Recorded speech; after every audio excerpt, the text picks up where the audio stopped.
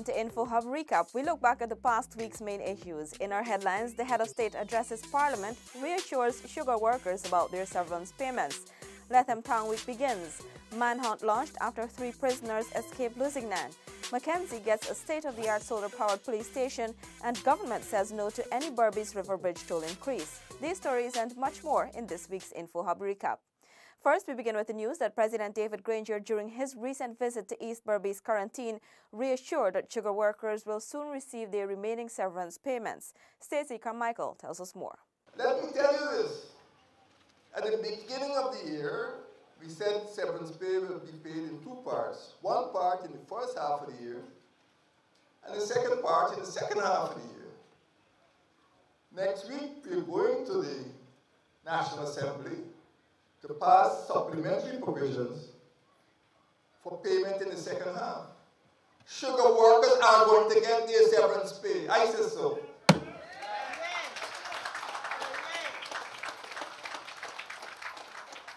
We are not going to deny sugar workers $1 of their severance pay. President Granger said when the coalition administration took office, a decision was taken to reform the sugar industry as it was operating on subsidies. So we did not kill the sugar industry. We saved the sugar industry. Because we saved Albion, the main East Berbice quarantine estate. We saved Blairmont, the main West Berbice estate. We saved Ifla, the main West Demerara estate. Some of the estates that were not profitable had to go. And we are going to work with the unions, NASI and GAU, to make sure that the workers who cannot find employment in the estates are given a soft landing. That is, we will try to provide employment opportunities so that nobody has to suffer.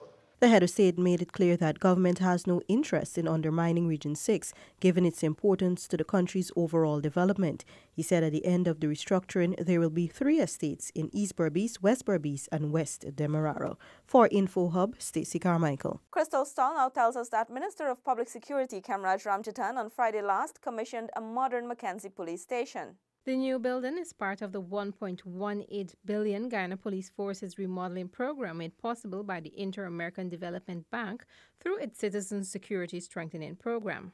Minister Ramjatan urged that the building be used for its purpose, which is to provide service to the residents. The modern design adopted for the rehabilitation or rebuilding of the 12 police stations support the notion of putting victims and witnesses first.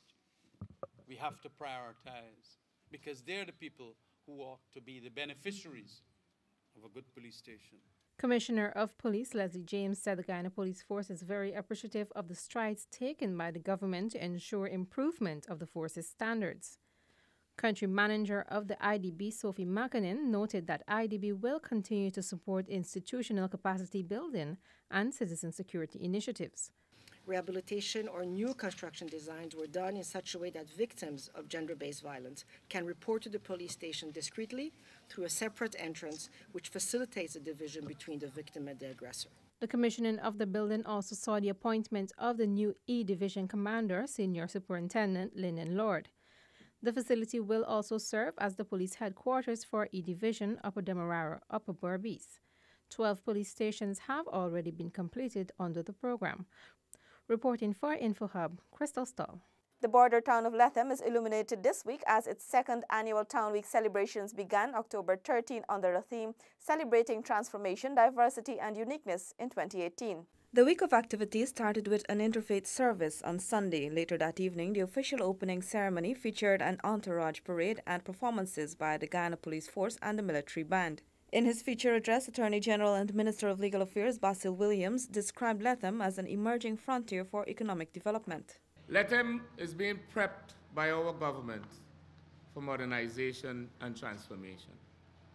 We, within the government, have a vision for this town.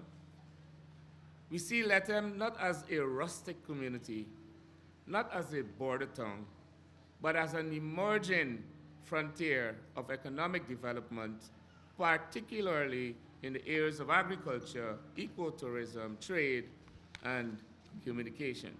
A.G. Williams, SC, noted that Letham is the capital of the largest region in Guyana and home to a unique range of biodiversity. This, he noted, reinforces the plan to make it a pillar for sustainable economic development, nature and adventure-based tourism in the region. Guyana's ambassador to Brazil, George Talbot, noted that ties between the two nations are strong and developing on many fronts. He cited the Linden-Letham Road as an example. I am very hopeful and confident that the road is no longer just a matter of dreams and wishes, but a soon coming reality.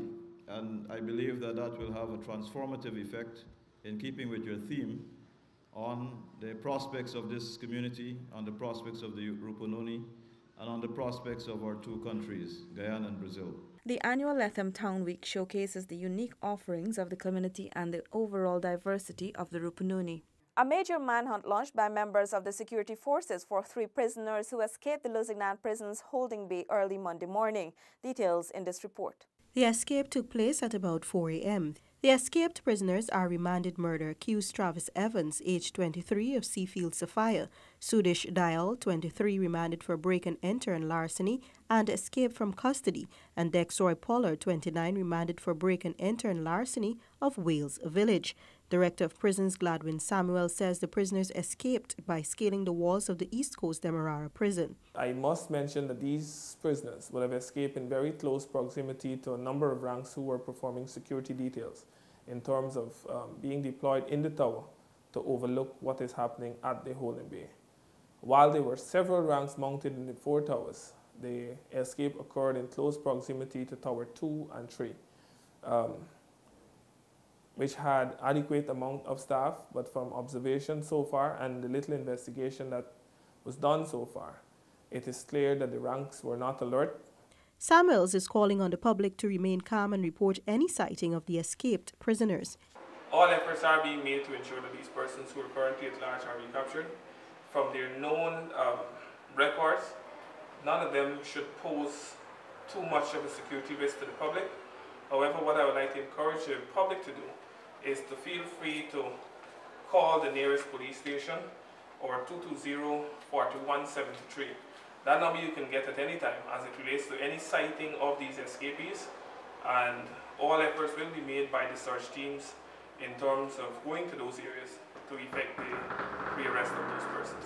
Meanwhile, the Director of Prisons says the authorities are still making efforts to recapture Paul Goraya, who escaped the same facility more than a year ago. For InfoHub, Stacey Carmichael. The first official stakeholder engagement on the National Mineral Sector Policy Framework was hosted at the Cara Lodge Hotel. Here's that report. Head of the 3-member National Mineral Sector Policy Framework Committee, Sherwood Lowe, said one of the requirements for drafting the National Mineral Policy is the inclusion of stakeholders in the industry. The Ministry of Natural Resources did not want it to be a top-down document. The idea was to ensure that as many voices as possible can make an input. So today is part of that process of public consultation. Consultations will run until mid-November. So by then, we hope that we could have a final document that everyone is comfortable with. It's a discussion paper, and we're emphasizing that. There's nothing here is cast in stone, and therefore, based on the feedback and the discussions, the document will be modified. Representatives from 10 organizations, including the Environmental Protection Agency, Guyana Lands and Surveys Commission, Ministry of Finance, the Green State Development Secretariat, and the Guyana Women Miners Association, were present at the workshop. Several participants lauded the initiative. So I think the workshop is a demonstration of the will of the people of Guyana to engage with stakeholders to get their feedback on any issues and documents and plans that are of national importance. It's a good approach. Of course, before you have a policy presented, you need to engage with stakeholders, key players. So we are happy to be a part of this process. Canadian High Commissioner Lillian Chatterjee on Monday evening facilitated a networking reception for the local private sector and the private sector of Newfoundland and Labrador. Details from Tiffany Rodias. Addressing the Canadian private sector group, Business Minister Dominic Gaskin assured Guyana is open for business, but cautioned bad practices will not be tolerated. We don't want foreign companies to come to Guyana believing that this is a free-for-all and that our entire country can be bought. We want you to come to Guyana with a very clear understanding that this is a good place to do business, a clean place to do business, a profitable place to do business, and a secure place to do business. The reception, hosted by Canadian High Commissioner Lillian Chatterjee, was a networking opportunity for the local and foreign private sector members.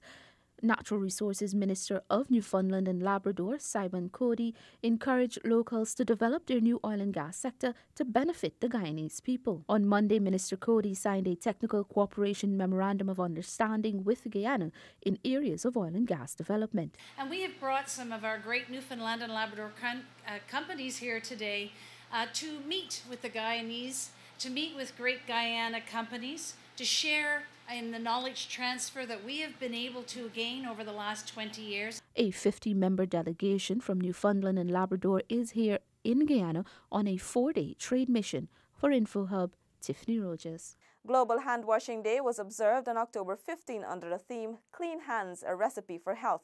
Hand washing is an important part of keeping food safe, preventing diseases, and helping children to grow strong. You are encouraged to wash your hands thoroughly before preparing meals, consuming food, and after using the washroom. On Tuesday, Minister of Public Infrastructure David Patterson said the government will do all that is necessary to ensure commuters continue to traverse the bridge without the undue harassment of burdensome tolls. Syndicate Thorne has our report. I will not be approving any toll increases for the Berbice Bridge, River Bridge crossing, and that is our position on that. We will be seeking legal advice from the Attorney General's chamber on the legal implications of what is the power and the authorities under this act. Thirdly, I would like to give all assurances to all commuters in Berbice and Region 5 and Region 6 that the government will do all that is necessary to ensure that commuters can continue to use the bridge safely and without any particular undue harassment or tolls. Minister Patterson, addressing the bridge toll increases announced by the Berbice Bridge Company Incorporated today. He said among the options that the government will be seeking to explore is the amendment of the Berbice Bridge Act, increases in subsidies, or an injunction. We have several options. We would have options. I mean, if he recommends an amendment, we could do that. If finance recommends a financial route, we can go there. Or if the Minister of Public Security says it's a vital and important service and says declare an order to keep it open, I mean, we'll do that. I mean, so the entire gamut of possibilities are open. I don't know which one we will do this time, but I do know the outcome will be that there will be no fare increases. The minister noted the date in which the proposed increases will be implemented, November 12th, is also slated for local government elections. No coincidence, that is the date of the local government elections. We do note by that mere move alone that there is political implications and political reasoning. The proposed toll increases from $2,200 to $8,040 for cars and buses, small trucks $4,000 to $14,600, and boats from $110,000 to $401,000, according to Minister Patterson, ranks among the highest bridge tolls internationally. The Berbice River Bridge Act was passed in the 8th Parliament in January 2006. The Berbice Bridge Company said it has some $6 billion in debts to its investors, including the National Insurance Scheme and the New Building Society, that invested some $9 billion into the project. When the government took office in 2015, it implemented river taxis for school children, pensioners, nurses, and teachers, and provided $155 million per annum subsidy starting January 2006. The ministry has also set aside in its 2019 national budget $238 million to subsidize the operations of the bridge. Syndicate Thorne, InfoHub. Meanwhile, a team was dispatched to Berbice and spoke with several commuters who expressed dissatisfaction with the proposed increases by the Berbice Bridge Company Incorporated. More from Renetta LaFleur. The proposed increase announced by the Berbice Bridge Company this morning represents a more than 400% increase across the board. President of the Minibus Association in Berbice, Dennis Chesney, criticized the increase. What about the poor people? How they will suffer? Is the bridge and the opposition thinking anything about the people? Or they're just looking after themselves, right? Well, for me, right, I feel that the government should take over the bridge, right? And so that everybody could live, because we got to live. How would we live? I'm an old man, but I got younger people dependent, and they take loan to pay the bank. Where would they make this money from, right? They got drivers who take money from the bank. Where would they find the money to pay when they got to pay $8,000? What to the people, the consumer that is crossing the bridge? What will they pay to cross the bridge? Other minibus operators and passengers are frustrated with the proposed hike. If this is going to happen, if the bridge going to raise the fare on us, with me, you can't work anymore. And we get a vehicle, we work and pay for the vehicle. We take a loan. And then if we can't work, then the bank going to take the vehicle. We're going to be the big loser. We get kids going to school. We get family, we get bills to pay, and we can't make it. For my personal, me got to go for the bridge. I can't find $8,000 because if me look at government was to pay $8,000, I can't pay that. I can't afford it. Can't afford it because it is too much. Yeah. Well, that would send the passenger crazy. Where do we go find the money? Where do we earn it? That's unreasonable. Because when they're done, they have to study all those who have kids and not one going across the school. It's more than one. And then if they jump from 19 to 8, that's a big jump. And the fee right now, I think it's $300. It's going to raise to $1,000. Nobody will want to go leave across it to go across there anymore. They will just spend their money and over. They will just keep losing. They will lose customers. They don't make any sense. So I think they should leave it as it is or drop itself. The new proposed fares include an increase from $2,200 to $8,040 for cars and buses, $4,000 to $14,600 for small trucks, and $110,000 to $401,040 for sea and river-going boats. The government has since stated that it will not permit any toll increases. Renetta LaFleur for InfoHub. Delicia Haynes tells us that the Regional Health Department, Region 6, is preparing to deploy an outreach team to riverine communities in the Upper Quarantine River. The team will focus on eye care, dental, and audiology services. Minister of Public Health Walter Lawrence mandated to the RHS Region 6 that these services be brought to residents. We're talking about ears, about sight, the eyes. We also spoke about how we could keep those white horsemen in our mouth. And so we're going to ensure that we bring a team in, and once again, we will call on you for your hospitality, because we would like a team to come in, and it would be a very large team, and they will have to overnight, so that we can ensure that everyone in the two villages can have their dental checkups, and that they can have their ear tested and their eyes tested. The minister reiterated the need to ensure that all persons across Guyana access every aspect of health care. We don't want to talk health. We want to ensure that health is available and it is accessible by our people. After all, we need to have Guyanese who enjoy the best of health. And that is what we must all work towards.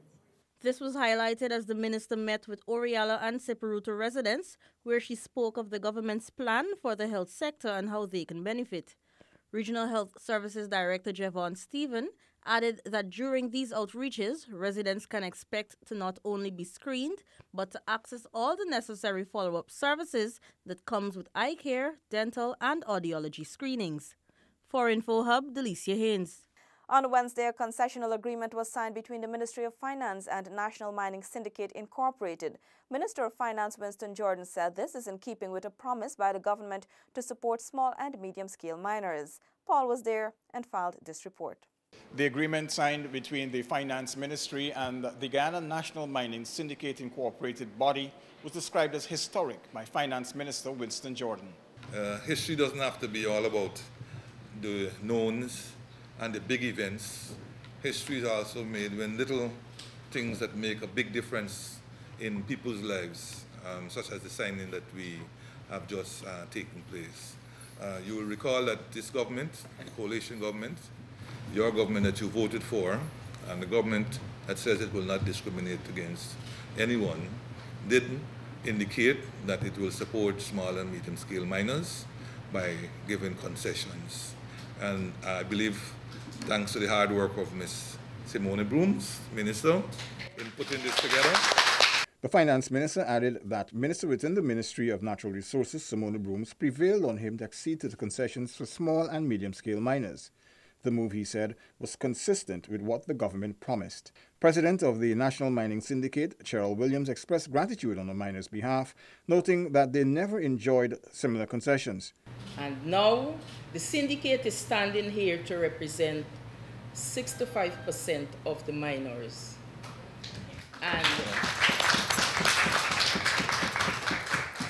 And we will surely be unstoppable. We will be the real man, from the small man to the real man. For Minister Brooms, it was a chance for small miners to have an equal opportunity. There's a new fever in the extractive industry. I encourage them, make good uses of it. You have the opportunity, some persons wish they had.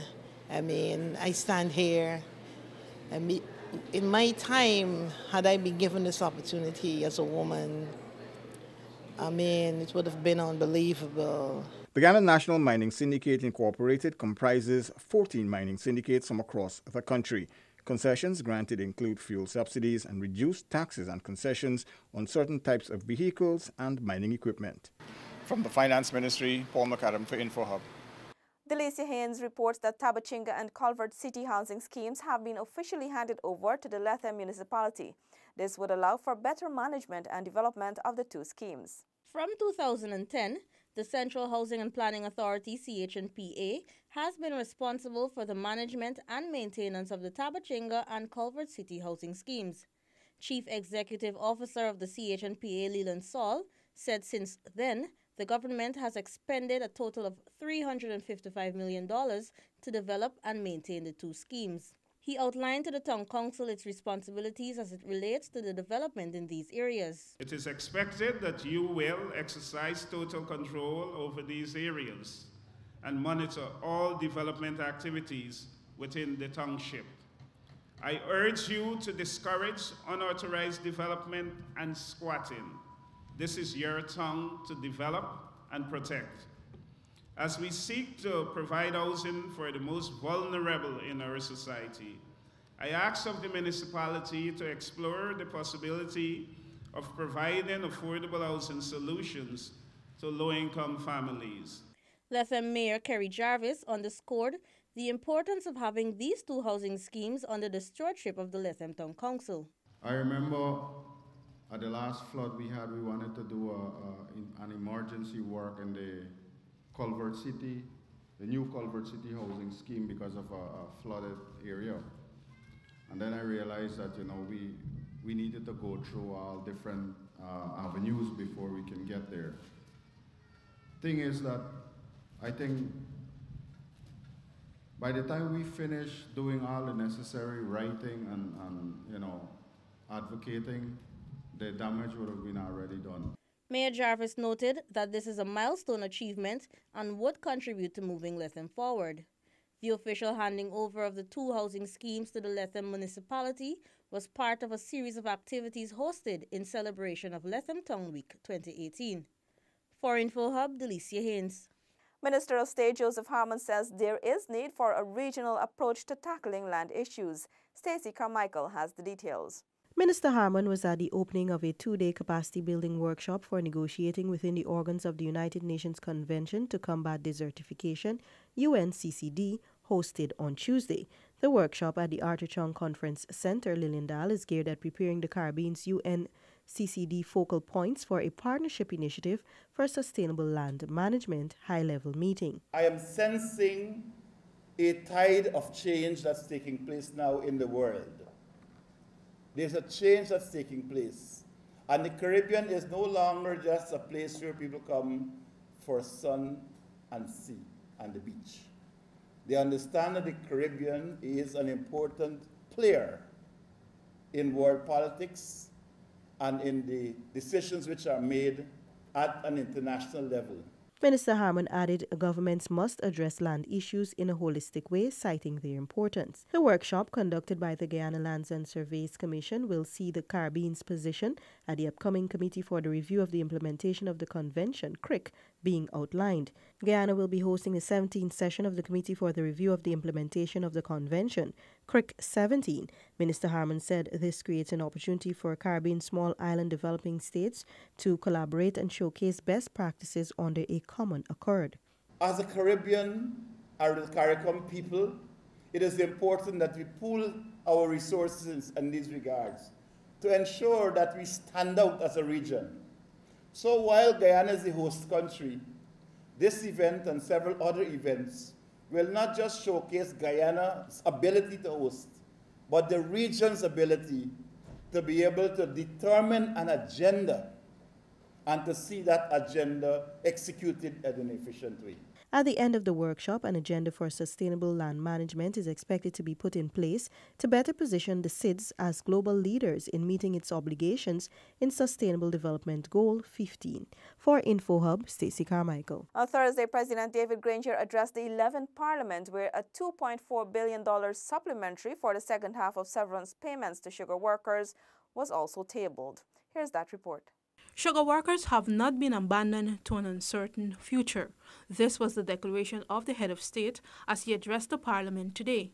Your government inherited a sugar industry which was in dangerous decline. Unsustainable and prohibitive production costs, declining production, and unsound investment had placed the industry in a perilous state.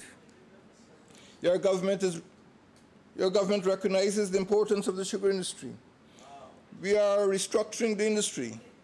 The measures which have been taken, including estate consolidation and workforce downsizing, were necessary to save the industry. We want to see a sustainable and viable sugar industry, one that will contribute to national development and to the workers' well-being. The head of state reiterated that workers are at the heart of the government's decision on the industry. He outlined plans to boost production in the remaining sugar estate. These include training of sugar workers, divestment of some of the sugar estates, which is expected to occur as early as the first half of 2019, will see some of the displaced workers being afforded the opportunity to regain employment. During his address, the head of state highlighted gains made over the last 3 years and outlined government's plans, program, and policies to stimulate growth in all the sectors in pursuit of the good life. A supplementary budgetary provision of $2.4 billion was requested to pad the second half of the severance payment due to redundant workers. Cynical Thorne, InfoHub. And finally, on Friday, we had Cabinet Roundup. State Minister Joseph Harmon restated government's position on the Berbice Bridge Company Incorporated, BBCI's proposed toll increases for the Berbice Bridge. These increases were unconscionable and was going to pose an undue burden on the people of this country. And it is to note that it is not only the Berbice people that are affected, because people from all parts of Guyana travel to Berbice, travel to Suriname, and therefore all of us are affected by these increases. And so Cabinet gave the Minister the clear indication that he was to address this matter. One, that we are not prepared to accept that increase. And secondly, that the Minister was to to seek a legal opinion as to what were the next steps in the event that they still proceed to at least to wanting to do that. The minister announced that the cabinet has approved a small business procurement program for implementation by the business ministry in January 2019. In this regard, it was agreed that there will be a basic set-aside measure for all government procurement, that is goods, services, and works, up to $30 million. B, is set aside for subcontracting measures for all government procurement between 30 million and 200 million Guyana dollars. And that C, all ministries, agencies, and regional authorities will participate in the implementation of the program.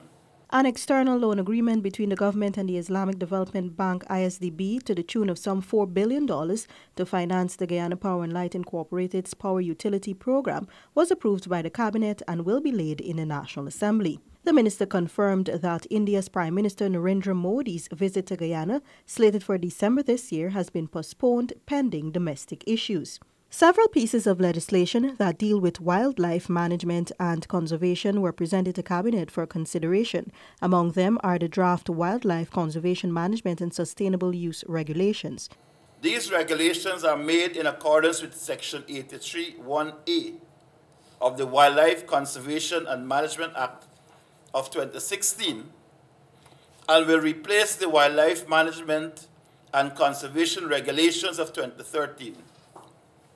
The new regulations will govern all aspects of hunting, trapping, trade, protection, conservation, management, and sustainable use of wildlife in Guyana. The Cabinet also approved the audited financial statements of the Guyana Water Incorporated, GWI, for the year 2016, which will be laid in the National Assembly shortly. For InfoHub, Stacey Carmichael. You have been watching InfoHub Recap, where we share the past week's top stories. Goodbye.